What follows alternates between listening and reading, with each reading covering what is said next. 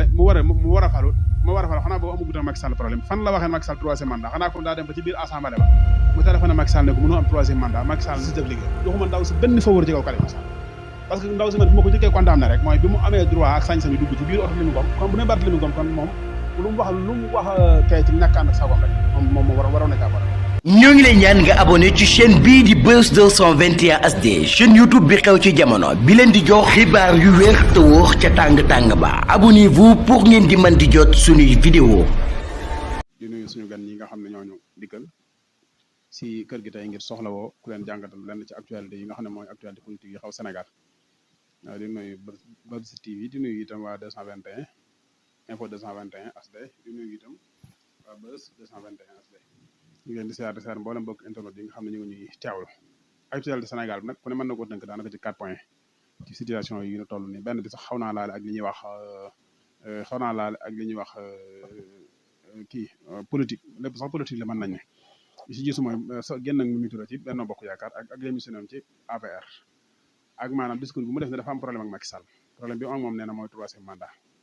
beneen bi ci des nag mooy président Ousmane Sonko discours am bi mu def tey jii ak waa leader yi nga xam ne ñoo seq yi ñuy wax Yewwi Askan Wi am na sax beneen bu ci dolli boo xam ne gis naa ne du am solo waaye du ñàkk rek ñu waxtaanee ko te tënk ko gàttal ko loo xam ne la muy affaire Khalifa Sall bi nga xam ni moo am problème ak soxna soosi loolu mën nañu ma fait divers la rek fait divers nag ci Sénégal daanaka doonoon loo xam ni di ko waxtaanee ci biir sax mag ñi dañ ko daan tere waaye dem nañ ba yóbbu ko ci pénc mi ba def ko sax ay émission ci rajo yi nga xam ne daanaka moo gën a dox ci mboolem émission yi jàll yi mu ñu ci nag yàgg ci politiciens yi nga xam ne ñoom développement de la pays ñoom lañ ko dénkoon ñoom lañ ci doon yaakaar ñoom lañ ci doon séntu ñoom lañ doon xaare tam ngir ñu defaral ñu mboolem doon suñuy jikko defaral suñu éducation defaral ñu suñu dundin defaral ñu luy tax daal doomu aadama bu nekkee ci kaw suuf lépp loo xam ne waa suuf a ko tax a jóg te waa suuf am nañu ko moom jot ci comme ni ci ñëpp jotee comme ni citoyen américain bi amee dundam maanaam mu ñoŋ comme ni citoyen français bi citoyen allemand bi et cetera ñun loolu lañ soxlawoon ci ñoom waaye ñu sëgg ci di foyee seeni xel di foyee xel nit di foyee alal ji di foyee alal nit ñi bay foyee nit ñi sax yegg ci jël li nga xam ne moom la ñuy wax journal fait divers yi ñu def ko ay thème dem ba sax dañu amee ay adversaire politique moom lañ leen di jéem a liquider bokk doy na ji rek mooy président Ousmane Sonko problème mu fait divers yi lañ ko fendi loolu yoo xam ne amul benn cohérent bu fekkoon ne sax nañu ko tegee dëgg la gu wér nekk xëy sax amaana lu nit mën a ñaawlu la waaye loo xam ne dañu ko créé rek ngir daane benn opposant loolu moom mën nañu fait divers daal fi ni waxtaan ut sol bu ko defee mbirum Mimi Touré mi xam naa ñun ci la jiy jëkke Mimi Touré dafa doon koo xam ne bu ko Macky Sall tooñee benn moom mu tooñ Sénégalais yi téeméeri tooñ yoo xam ni ci dundam mënu ko cee rabooti bay am benn explication boo xam ne war na ko mën a joxaat Sénégalais yi man fooguma loolu ndax Mimi Touré bokk na ci ñi nga xam ne ñoo jàppale Macky Sall ba mu falu boobu moo nekkoon li ñuy wax directeur de campagne am 2012 bi mu weesoo mu jox ko ab ministre jox na ko ministre de la justice mu doon koo xam ne da ku radical ci kaw nit ñi ku nekk ku vulgaire encore ci ay communication loolu li tax ma di ko wax waaye gis nga ministre de la justice ba ci juge bi àtte juge bi tëj même bu jàkkaarloo criminel bi gën a nekk ab criminel ci àdduna bi nga xam ne dafa rey nit léegi mu jàpp ko léegi di ko àtte léegi ba tey li ñuy wax maanaam présomption d'innocence am na ko waaye bu fekkee présomption d'innocence am na ci nit ku ñu ne nit kat yaakaar nañ ni defut ba faa muy def moom li ñu naan tuumatul bilaa bayyina wala bayyinatu alaa maa yudda'a wala arab yi naan al muttaham bari'un maa lam tasbut ihaanatuhu xam ki ñu tuumaal dafa doon ko set ñu jàppe ko deful dara ba baa luy saxal ne kii dafa def ñu doon ko jàppe comme ko def waaye bu fekkee ne nañ ba saxal ne def na sax c'est le minimum ñu jël def ko yi noonu ñu teg ko daan ba ca war képp yam ci waaye bañ a maanaam bu fekkee nit ki dañu ko war a tëj mel ni atam kaso buñ ko tëj at ak benn fan bu fekkee dañu ko war a tëj ci kaso képp buñ ko boole tàngal kaso ba buñ ko boole di ko xiifal buñ ko boole di ko maral buñ ko booleeg di ko xañ ay visiteur am buñ ko boole di ko xañ lekk gam war a lekk te ay bokkoom jàppantale ko ndax mbir mu ne lu bépp mbir moo xam dañoo teg ne lii lu dul yoon la ku ko def yoon wii mooy tegu ci sa kaw yoon war a tegu ci kaw ni soxtee far wàcc yoon ci kaw kañuy teg ci yoon kooku dootul mën a tegu ci yoon Mimi Touré nii la def woon ak Sénégalais yi yor ministre de la justice ba mu liggéey doon premier ministre Macky Sall ji na ko jëpp taraanga joo xam ne ku def Sénégalais xam nga ko Macky Sall mës a def Mimi Touré aw ñaawteef musu ko wax li tax musu ko wax mooy nit mënoo falu ak moom nga def ko ministre de la justice ñu ne déetawaay nga def ko premier ministre ci jigéen koo xam ne mën nga ne ñeenti jigéen defe naa wala ñaari jigéen ñoo ko fa doon premier ministre bu fekk ci li ma jàpp Mama Dior Boy ak moom jëmu ci ma def ko envoyé spécial à la présidence c'est-à-dire mooy fu Macky Sall wuute moom bu fa nekkee am Macky Sall la koy tut loolu damaa jàpp ne nit bu la ko defalee ngeen ko ndee ak ñaar yéen ñaar léegi nit ñi naan da koo war da ko xam nga nit ñi dañu war di jàngat benn mbir suñu ne da ko def directeur des campagnes ci élection législative bañu egg ci président assemblée jox ko déedéet dañoo xamul ne doon président assemblée ak doon tête de liste maanaam président assemblée doon tête de liste ci président de la république ñoo yem parce que dana la jox mboolem autoritaire bi tax nga doon kilifa ñëpp ci diirub li nga doon tête de liste bi dina la jox itam mboolem luy xaalis financement mboolem loo xam ne xaalis la boo xam ne moom la ñu war a jox ci campagne bi lépp ci sa loxo lañ koy teg bépp leader bu mu mën a doon itam foo jëm dana dellu jëm ci sa dëkk xaar la nga xam ne bu président de la République doon ñëw noonu la lay xaare dara jóg day boobu Macky Sall jox na ko te bi ko Macky Sall di jox kat mi ngi ko booleeg di ko yàq Macky Sall di ko jox xaalis bari mu di ko yàq nga xam ne kon yàq googu Macky Sall doon yàq méttiwu ko yàq gi Macky Sall doon yàq bu nekk ministre de la justice di distingue ay nit di jàpp kii di bàkkee loolu méttiwu ko bi ma nekkee premier ministre itam inondation bi amoon loolu méttiwu ko dara ko ci méttiwu Macky Sall jamono bi mu ngi turé naan troisième mandat mënula am jamono boobu loolu la Macky Sall doon wax Macky Sall aussi da doon wax ne moom du ma falu julli bu njëkk juróom-ñaari kabar ba ca topp juróomi kabar nga sëlmal mu jeex jamono bi ko Macky Sall di wax boobu la ko daan wax bi ko Macky Sall ne banaa ko boobu la ko bàyyi keroog bi Macky Sall bàyyee na troisième mandat bu ci kenn wax ne keroog la ko Mimi Touré bàyyi ba barki démboo jaay nag ba Mimi Touré diggaataan troisième mandat bi laa jotee moom xam nga problème bi ma fekkoon na ñoom ñaar dañoo tëdd ci néeg am problème Mimi Touré génn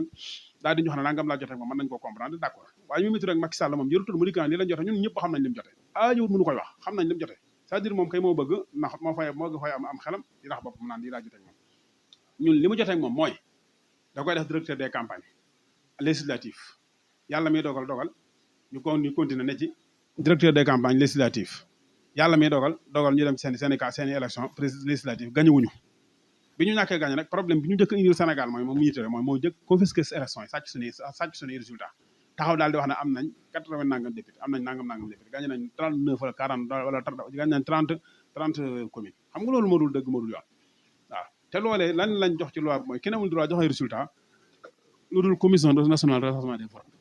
te moom ñoom ñoo war a nekk ñi nga xam ne ñoo war a nekk gën a nekk ñiy défendre institutions yi parce que ñoom ñoo incarne institutions yi ñoom ñooy def ci institutions yi di ci dindi kon ñoom képp ku ñu xëttab loi wala nga jaar ci loi di ko jaar fa cour jaar ku ne mën na ko def des ñoom ñi nga xam ne ñoom la waa Sénégal di wóolu ba dénk leen ne leen yoro leen institutions yi defuñu ko lu mooy mu dikk taxaw dama la public bu ko opposant defoon nga mën a comprendre ne waaw ku respecté wul institutions yi moo tax muy wax bu ko opposant defoon nga mën a comprendre waaye ki nga xam ne moom moo incarne institutions yi jot nekk premier ministre nekk sax ministre de la justice bi nga xam ne moo ngànk lépp nga taxaw jéggi loolu lépp bëgg du neex Macky Sall taxaw nga wax lii Macky Sall xam na yow da nga xam nga fi ne nii politique lu métti amal personnalité ci surtout ki nga ko seqal assemblée mu war a falu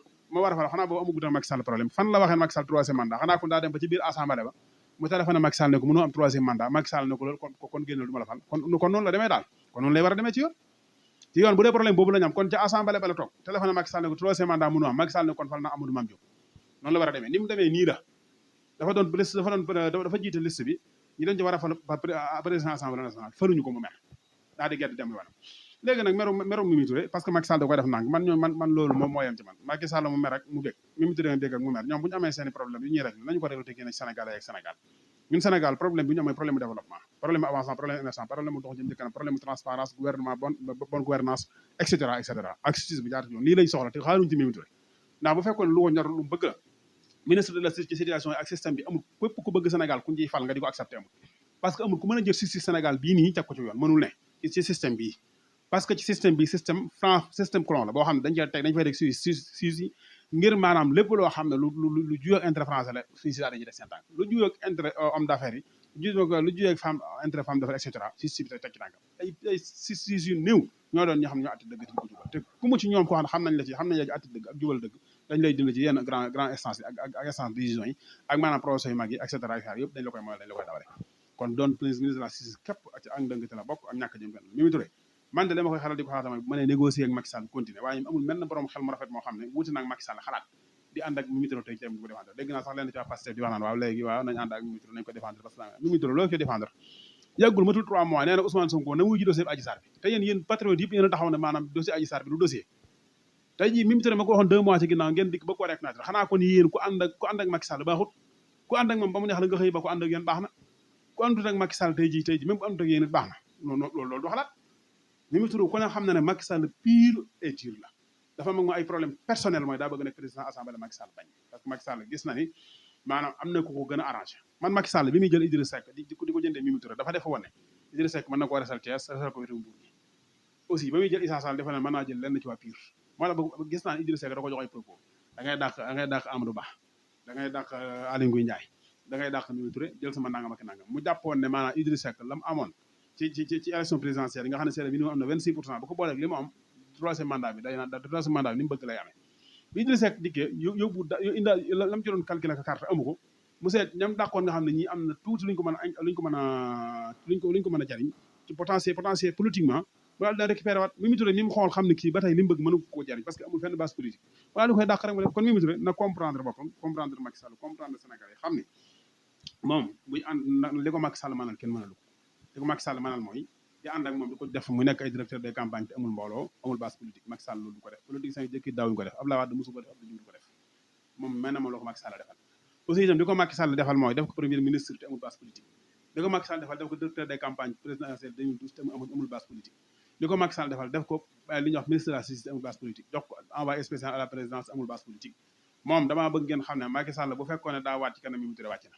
waaw lii lépp nag koo xam ne la ko daan ànd ak Macky Sall Sénégalais yi sonn moom itam lu ñu dal te lu leen dal Macky Sall teg leen ko Mimi Touré di ko ànd ak moom di ko promouvoir man dama gëm ne Mimi Touré ak Macky Sall am nañ problème réeroo nañu waaye ci ay intérêt yoo xam ne Mimi Touré da ko bëgg te Macky Sall mënu ko ngir situation yi Macky Sall toll Macky Sall bu amutoon problème yi mu am nga xam ne gis naa ne opposant bi fi ne taxaw na nit ñi taxaw nañ mënutul a gagné benn grande ville surtout woon loolu wallahi lancé dafay def président assemblée nationale waaye dafa gis ne actuellement jël Mimi Touré dafa nekk ay risque yi mooy bu ko jëlee lenn na ci waa kër Amadou Ba mën nañoo met te jàpp ne Amadou Ba nit ko am Amadou Ba nekkul ko am base politique amul benn base politique ku ko xam na ma ko wax Amadou Ba li mu am mooy am na xaalis te tabee ne mën na ko joxe xam na Sénégal xam na Dakar xam na ñi nga xam ne ñoo nekk ay homme public mu leen di jox lu dul jeex xam li ñu ay homme des médias xam itam journaliste yi fi muy jaar bañ koy waxtaane fi ne nii Amadou Ba bu ñu koy waxtaane day mel ni koo xam ne man du Amadou Ba bi ma xam day mel ni ko xam ne man dafa jóge France wala dafa jóge Italie dafa jóge ci asamaan wàcc day mel du ko xamoon voilà Amadou Ba moo occupé opposant bi am naa opposant bi jàmm am naa opposant bi salaam kon Sonko la benn boobu Amadou Ba la wax na boo gisee mosu ko critiqué ci nangam ak nangam loolu journaliste di gëmal nit ñi jamono bi Macky Sall it mën naa ne lii la ko journaliste gënal ba mu jël Amadou Ba teg waaye heureusement tey ji Sonko dindi ko ci discours xam naa discours boobu dana ci ñëw waaye mbirum Mimi Touré daal lii laa ci am comme lu ma ci joxe comme sama xalaat bu defee ngeen am seen i question yu ngeen di laaj ñu continuer incha allah bàyyi nga dugg tuuti rek ci affaire u Khaliphone Sall bi nga xam ne débuté nga ko sànni ci tuuti kàddu waaye tam nga laalaaleel ñu ci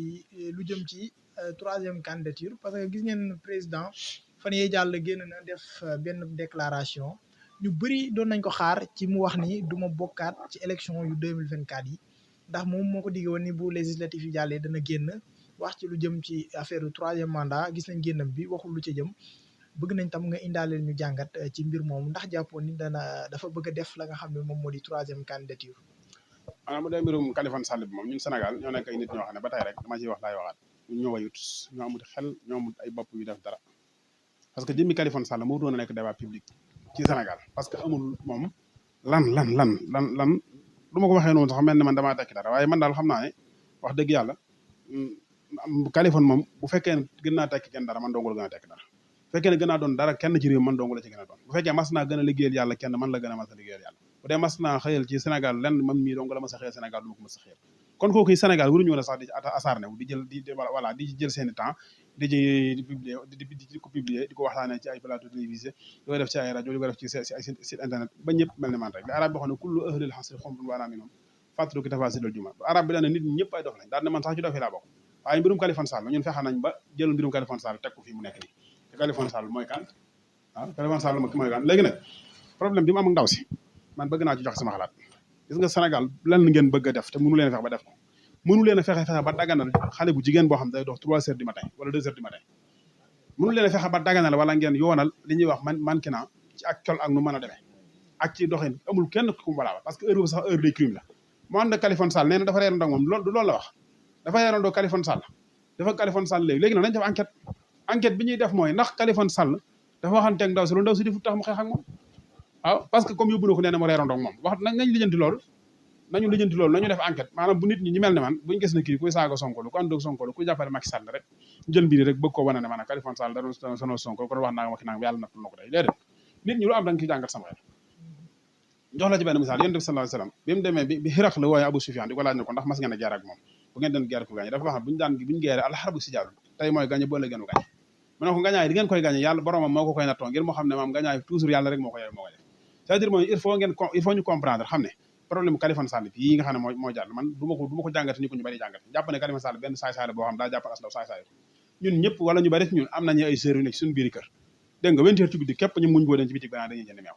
ñooñu bu leen Khaliphone Sall naxoon ba yóbbu leen fenn buñu dikkee suñu wax ñu mën a comprendre waaye koo xam ne maam ay waajuram dañ ko autorisé mu nekk man kay autorisé nañ ko mu def ba 3 heures du matin ñu bëgg a fontoo nit ñi ci naan lii ki laa c'est-à-dire moom bu Khaliphone Sall melee nu melu nu wërta melu tam ndaw si ñoom ñaar ñoo yem rek li ma gëm mooy lii nii mbir la yoo xam ne yu dox ci seen diggante la nañ def seen i enquête si la war a def kum ci mën a doon ba ci mën a kudul man nañ ci bàyyi xel benn affaire mooy nañu bàyyi seen man xam nga man d'accord ma nañ bàyyi justice mi def liggéey d'accord ma ci loolu parce que justice fii daanaka du fi def liggéey surtout maanaam loo xam ne dafa concerne ay opposants yu mel waaye fay daal man d'accord naa tey moom na justice def liggéey joxuma ndaw si benn faveur ci kaw Khalifa Sall parce que ndaw si man fi ma ko jëkkee condamné rek mooy bi mu amee droit ak sañ-sañu dugg ci biir oto góor boo xam du jëkkëram du dara am dégg nga mu ne yaayam buñ ko jox caabi ji parce que otom bi maanaam dafa day tëju loolu la ko ne yaay bu ko jox caabi boo ko defee day dem parce que otom day tëju kon de ça tëjoo nag ndaw waaji si biir oto bi te am nañu joxe ay information ne tëjoo nag moom ci biir oto bi 3 heures du matin wax nañ ne ndaw si dëggal na ne ànd naag moom dem reeri heure boobu ndax jigéen ju jëm fenn dana ko ànd ak sa jëkkër ngeen di reeri xalaat leen foofu ba pare léegi nag jigéen jëmut fenn nag man du jël sama temps ci ma di ko défendre de xas Khalifa Sall loolu xalaatu waaw sëñ ñu ñëw rek ci li nga xam ne moo ñeel affaire troisième candidature président bu ko defee nga indil ñu ci sa jàngat ak déclaration bi mu def nga indil ñu ci aussi tam sa jàngat ak tam aussi ci li nga xam ne moom mooy gouvernement bu bees bi itam gi ñu tabbu ki nga xam ne moo di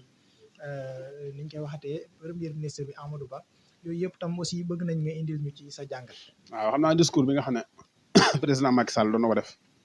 man dama cee wute xalaat ñu bëree bëri ñoom dañoo defee ne Macky Sall nit ñi dañoo wax ne Macky Sall fañ ko doon xaar waxu fa te discours bi du discours bu dara tey discours bi discours bu dara la te Macky Sall itam la mu bëggoon a wax ak la ko taxoon ndax moom wax na ko c'est-à-dire ñun kay lañ bëggoon mu wax ko ak lañ defoon moo ko tax a wax loolu la waxut ñun Sénégal ndax ñun Sénégal dañ doon xaar ci moom mënuñu du ma def 3e mandat loolu lañ doon xaar waxu ko moom la mu doon wax mooy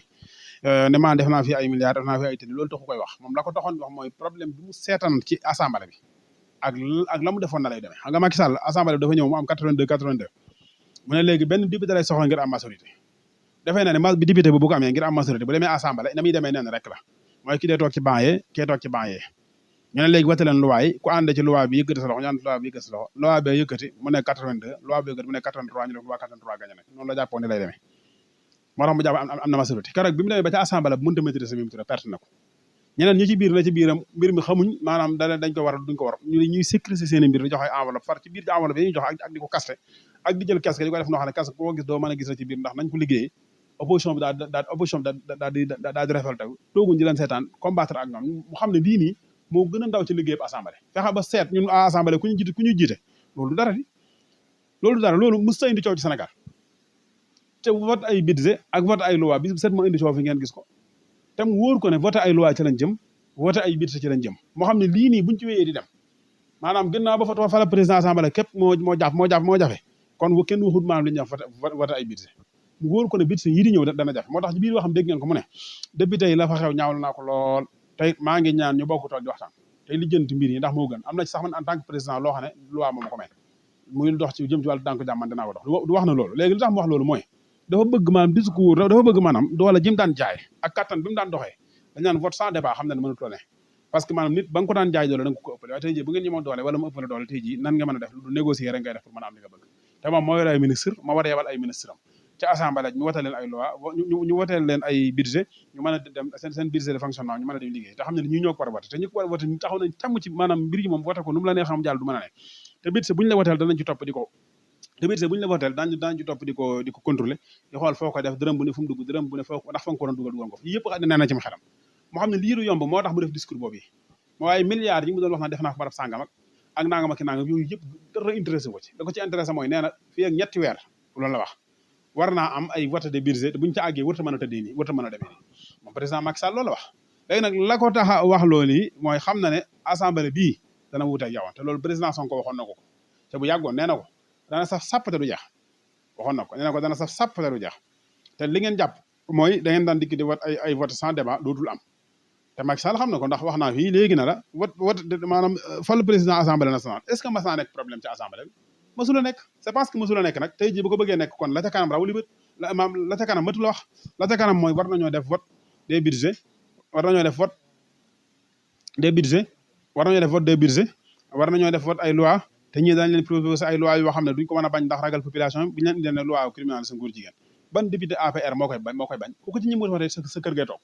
waaye doo ñëw ba ci assemblée bi di ko combattre kon du ko voté kon Macky Sall xam ne loi boobu nit ci day jàll ci nii wala ci naa nañu def maanaam audit ci maanaam foncière nañ def audit ci xaalisu Sénégal nañ def audit loolu ban député Macky Sall moo ko mën a bañ ku ko képp koo xam ne maanaam mënuloo ko voté wala mënuloo caa fas Macky Sall di la gis nan ngay def dem toog sa kër léegi nag ku toog sa kër nag ñëwoo problème ban la lay indil mooy Macky Sall ñi koy contre dinañ gën a am doole ka toog këram ñëwut itam problème bi indil Macky Sall Macky Sall dana xam ne kii dafa lëngoo ak moom waaye àndut ak moom dafa lëngoo ak moom waaye àndul ak moom moo tax ñoom seen problème politique yi nii Macky Sall xam ne ne maanaam dugg na ci ndaw rab bi nag sàmbalaw te xaw ma fu mu ci jaar ba génn ci nag jërëjëf sëñ Modou macha allah kàddu gi rafet na waaye tam bëgg nañ nga ñëwal ñu ci kàddu yi nga xam ni Ousmane Sonko yëkkati na ko tey waaye tam bëgg nañ aussi nga ñëwaale ci jigéen ñi nga xam ni fan yi gis nañ leen ci assemblée bi ñuy mel ni tey kuy défilé da nga xam ni bëri na ñi nga xam ne danañ ko ñaawlu bëgg nañ daal nga dikkal ñu ci loolu ak sa analyse. waaw bu dee jigéen ñi ne ci assemblée ba tey Sénégal dafa am benn erreur boo xam ne yéen ñi caméra yi ñoom comprendre luñu leen Sénégalais bu ñu gisee ci misaal député yi man gaw mën a dañ doon défilé yéen yaakaaruma loolu lañ sol moo mel na war a mel seen jëmm itam am nu mel ñuy doxe seeni soxla ñu dox seeni soxla maanaam ñu yeewu ñu am xel dëgg-dëgg daal di fexe ba ay caméra ni façon boo xam ne montage ko bind ci suuf ne député yuy défilé def ko ci bopp nit ñi booy xool image nur la loolu tombeeg ñu bind ko da nga koy far jàpp ci sam xel waaye niñ soloo dañoo toll nañu war a toll mel nañu war a mel sol lañu war a sol di dox seeni soxla nga nit ñu xool ko wala caméraman yi wala ñi nga xam dañoo seen internet et cetera ñoom daal di ci exploité point boobu ñoom waaye man jàpp mooy défilé moo leen fa parce que nag kuy défilé moom assemblée mënoo faa défilé te loolu am xel fekk ko waaw la ñu def mooy ñoom ñaar doone xarit wala ñu xamante ànd doone maas di def di ànd di dox seen dox na xam naa moo am nu mu def nit ñi rek waaye man gis naa ne daal man défilé taxu leen koy def yaakaar man loolu mooy li ma gëm parce que parfois nga xool benn titre boo xam ne ci site internet yi ñu publier ko ne nangam la yow boo xoolee image boo ko jàngatee dëgg dëgg da nga xam ne li mu wax ci la bëgg orienté waaye mbir mi demeewul noonu man daal si bi ma ko xoolee xool ki ma àndal ak seen col yooyu noonu ñu bëgg leen considéré comme si que ñoom dañuy défilé taxu leen a jóg de dañ doon dox seeni soxla gars yi caméra jël séquence boobu daal di koy dagg publier ko naan dañuy défilé moo leen yóbbu assemblée man gëwuma loolu amaa nag bu dee li ñu sol la ñuy ñaaw ne col gi daa rafet col gee moom assemblée nit yàgg na ko faa sol jigéen ñoom yàgg nañ ko faa sol moom col gee ñu sol jigéen yàgg nañ ko faa sol xanaa daf di kay ñun ci boppam Sénégal daal dañuy créer ay débat ci ay image tout le temps dañuy créer ay débat ci ay image tout le temps léegi nag bu dee comme loolu yi ngay wax ci lu jëm ci wàllu gouvernement bees bi sëñ bi du jariñ Sénégal dara bu am dara lu ci Sénégal lay dolli ko Sénégal lañ ci deltu gannaaw ndax Macky Sall sax bu jëkkoon daana jël ab ministre ngir daa am base politique daana dàq ab ministre ngir dafa amul base politique waaye boo loolu lépp boo ko dajee tey jii bi muy fal ay ministre am ñi mu jël mooy ñi nga xam ne bu Sonko ne xat ga lay nañu jóg jàkkaarloo moom ku ànd ak Sonko bu jógee ñu jóg jàkkaarloo moom day mel ni ñooñu la gën a favoriser ci biiru palam day mel ni ñooñu la gën a favoriser ci biiru palam waaye Amadou Ba bii mu teg ni maanaam moom mooy li jënd solution yi Sénégal ñun neex nañoo nax trop Macky Sall fukki at ci ginnaaw nee nañu woon yoonu yokkute ba ñu ko falee mu ñu plan Sénégal émergent est-ce que gis ngeen ci dara fukki at ku ko ànd ak yow bis bu seen mu jox la slogan di la jox slogan am na sa at ak genn wàll nag wax dëgg yàlla te lam la waxoon dara gisoo ci dara kay xanaa nag war ngaa mën a am xel nag te yow xam na nag lii ay wax la rek du lu existe du dëgg Amadou Ba mi ngi fi woon président Sonko ne am na fi juróom-ñaari at yor li ñuy wax maanaam économie ak finance diirub juróom-ñaari at ana lan la ci Sénégal bénéfice ak sami Sénégalais lan lañ ci yëg lu dund bu seer lan lañ ci yëg lu dul maanaam lu kenn mën da wax Mame Mbaye nag mu ñu indi ak kuñ indi Cheikh Omar Anne ak ñooñu kan moom ngeen gis ku ngeen mës a gis kan ngeen yëgoon ku nekkoon ci fenn di fa liggéey bu mucc ay bu nit manoon boo xam ne nit ñi dañ ko daan tàgg ak sant ak biram Macky Sall indi ko ci gouvernement la boo xam ne gouvernement combattant la ak li ñuy wax opposition parce que dafa gis ne maanaam ñetti at yi nu weesu ci ginnaaw opposition bi dañuy gën a progresser di gën a transmettre seen i débat di gën a transmettre seen i débat population bi di leen gën a gëm mu bëgg wuti ay débatteurs yoo xam ne dañ koy jàppale ci wet googu waaye du gouvernement boo xam ne da koo nas ngir lan maanaam ngir Sénégal yi développé ngir Sénégal développé loolu mën na Sénégal système bii nii ko ci indi woon américains yi dàq liggéey sax développement mënu fi am parce que système bii kenn du ci développé du système bu nit di développé parce que système bi nit di développé première mooy justice da caa jiitu te justice amu fi développement bi ci jiitu mooy li ñuy wax développement ba ci jiitu mooy li ñuy wax ay ressources naturelles te ressources naturelles yooyu ñun te ressources naturelles yi dañ ko moomut France ko moom et cetera développement ba ca jiitu mooy wàllu santé développement ba ca jiitu te lu ci ne rek amul Sénégal benn ci boo xam ne taxaw na ci pilier bu dëgër kon Sénégal bu fekkee bi moom nga xam ne ñun ci lañu ci gouvernement bi ñun ci lañu développé loolu wax caaxaan la gouvernement Amérique bi nga xam ne moom ci gouvernement yi ku ko indi woon fii ne ko gouverner ci attaque genn wàll nga développé mënta ne rawatina nag su ñi nga xam ne lañ mas a gouverner ci système bi lañ mas a gouverner kon Sénégal yeewu leen da xam ne lii du ngeen développement pour mu am il faut ngeen sens bi mooy système bi du Macky Sall système bi du Amadou Ba système bi maanaam jëmmi système gouvernemental la système gouvernemental boobu yi nag même bu ngeen ne fi woon sojjet Macky Sall jëlee ko fi te dindiwu leen ko fi keneen ku ngeen fi teg lu mel lu gën a pire la ngeen amoon te Macky Sall ngeen di am parce que Senghor moom ngeen mer ci lii te lii la fi nekkoon ngeen Senghor changé boppam teg fi Abdou Diouf ba ngeen meree changé ko te loolu la fi nekkoon Abdoulaye Wade loolu la fi nekkoon Abdou Diouf la fi nekkoon kii lii la fi nekkoon lii ñoom mbir mi du ci ñoom ci système bi nga xam ne di ko doxee la waaw jërëjëf sëñ Modou macha allah analyse bi am na solo waaye dañuy daay jeexalee rek ci affaire Barthélémy Diaz waaye tam ak ci affaire Babacar Fall nekk journaliste bi nga xam ni gis nañ ko mu taxaw publiquement daanaka la muy def saaga lañ ko mën a woowee jëmale ko ci ki nga xam ne moom moo di Barthélémy Diaz bu ko defee ñu daal di tàggatoo ak internet yi. moom day la ca jiitu mooy da koo tuumaan koo xam ne ab mandigan nga da ko ne waxtu boo diggee fii doo nekk ni te teewul ñu lay seere waaye yéen xam ngeen ne wax ji bu demoon C6 bu ñu indee caméra bu ñu indee vidéo bi Babacar Fall kenn mënu ko jàpp parce que moom Barthélémy Ngom la wax waxut Barthélémy Diaz Barthélémy Ngom la wax Barthélémy Ngom moom i nag man ba ma ci xamoon wala fa ci la newoon ginnaaw fi jógee ci seen télé boobu la newoon te Barthélémy Ngom ca ngoonu faram-fàccee ca bam nga njaaman gisuma ko fa Barthélémy Diaz laa fa gis waaw kon moom bu ne Barthélémy Ngom kon moom lu mu wax kay ci ñàkk ànd ak sagoom rek moom waroon na caa boole boppam ba muy tëj itam xam nga nan la wax daane ñu fanaan jàmm te boobu suba teel la kon moom ba tey lu mu wax kee rek waroon na ko waxaale boppam moo tax ma ne Babacar Fall yoon jàpp ko de yoon jàpp ko waaw lenn dong mën a tax yoon jàpp ko mooy ngeen taawil mbir mi ba xam ne Barthélémy Diaz say waxal waaw Barthélémy Diaz nag na ma def TFM vraiment Barthélémy man daal Barthélémy jaaxal na ma man de wax dëgg yàlla maa ngi koy ñaanal bu baax yàlla na yàlla guddal fanam Barthélémy yor na jikko ju rafet yoo xam ne ne Seydina Omar Khattab waxoon rek man gis naa ko ci moom Seydina Omar Khattab ndeysaan boobu ab yëfër la dafa dem Syrie ànd ak waa Màkka di commerce ba mu demee commerçant bi mag bi ne ko damaa bëggoon dugub ji nii ñu ngi koy jaayee kilo 400 waaye maa bëgg complot yow nga ne ba ma fu mujjee ñëw 700 laa ko jëndee bu ko defee 300 ñu seddoo ko man ak ma yow 150 mu ne ko loolu su ma ko defee damay war ñu mànd mu ne ko duñ ko xam mu ne ko ñàkk xam nga gën a bon buñ ko xamoon sax mu tane buñ xamoon ne man damaa ànd ak yow ngir lekk sa bi seen bénéfice sax dañ koo nangu loolu mën nañ ko waaye loolu ay na makaarimul axlaaq ne ko ana jikko yu rafet ci kaw bu ma defee ni nit ñi ma bokkal Barthélémy Dias na ba ci télévision bi malgré moom lañ dalal xanaa ci tan ci Sénégal li nga xam ci seen diplomatie naa fekk yooyu mu ne sax fii dañ ma fay dalal kon ba leen wax dara kenn ku ne ngi dem Walfadjri naan TFM ku ne ngi dem Sen TV naan TFM ku ne ngi toog ci Sen TV naan TFM waaye moom daa dem ba TFM wax na la mu leen wax moom yóbbantiwu leen lakku leen ko kallu leen ko jëwu leen daa dem ba ci seen plateau mu wax na la mu leen di wax nen daa de ne leen yéen da ngeen di observateur moo fi wax nangam ak nangam tegal leen ay preuve leer Pam Ngagne Ndiaye mer ci lool Pam Ngagne Ndiaye bi ngeen dégg ndeysaan c'est yaa sir na sax ndeysaan te moom loolu sax bokkuloon ci biram nee na ko yow miy wax lii ak Sonko yéen ñaar ñi wax ci télé bi yi tax problème ndaw ñu ñëw Sonko télé bi te Pam Ngagne Ndiaye loolu it mën na ko ba mu des far yéen mën na koo xam ba mu des far waaye ñàkk ànd ak sagoom ci keroog suur boobu noonu yóbbu na ko loolu Babacar Fall Islam même chose ñàkk na ànd ak sagoom ba bis mu ne Sonko nitu fitna la wax na ko yéen ñëpp dégg ngeen ko ba léegi dem boo ñaa gis naa ko def benn chronique waaw Ndiogu Diène moo def journal bi daal di ne Macky Sall nee na journaliste yi daal ci kawam day bu ñu amoon xel duñ daal ci kawam ndax moom génn naa leen ci mbiram seq maa génn dara defu maa génn leen li mooy titre bi Babacar Fall ñëw fa sañ bëgg sens titre bi di wax loo xam ne xam maanaam lu mu bëgg wax xam seen journal Sénégal bu ngeen amee fu la bu leen ko dégg tamit bu leen waxatee Macky Sall loolu daa mën a nekk ñu dem réew ci réew